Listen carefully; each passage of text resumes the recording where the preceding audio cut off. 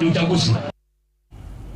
Tuelekee kaunti namba 16 ambapo wakazi wa Ndumumu kwenye mpaka wa Kathiani na Mwala huko Machakos wanalalamikia hatua ya baadhi ya wawekezaji wa kuanzisha mpango wa kutumia maji kutoka bwawa la Ndumumu ambalo wanahisi huenda likakauka. Kulingana na wakazi hao ambao wameandamana kupinga hatua hiyo, bwawa hilo limekuwa uhai wao kutoka mwaka 93 na wamelitunza kwa bidii kwa kutumia maji yake vizuri, ikiwemo kulisha mifugo na unyunyizaji maji mashamba.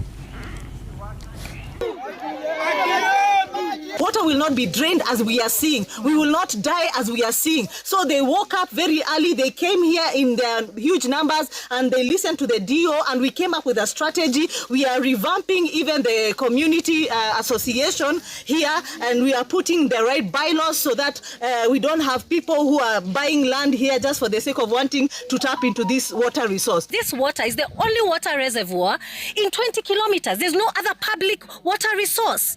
So there's no way that we will finish this water reservoir and start buying water. These are where, and we shall be able to regulate the use of the water for the benefit of the community, for the benefit of the people, the animals, and general domestic use and small scale use for our own benefits. Ile jambo ningetaka kusema ni hili.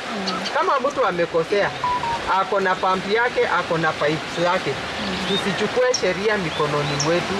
Tuvandalize vitu yake, tuharibu mapipe, tuharibu pump, tuharibu nini. Hapo ndio sisi hatutakubali kama serikali. Bidhaa za kujenga hii gabion zilikuwa zinawekwa kwangu. Tangu ijengwe hatujakuwa na purugu yoyote.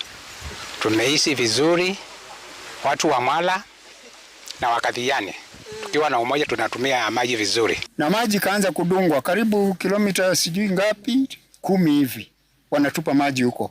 Kwa hivyo watu wananchi waliona hivyo wakasema maji yao itakwisha, wakaja wakalete fujo.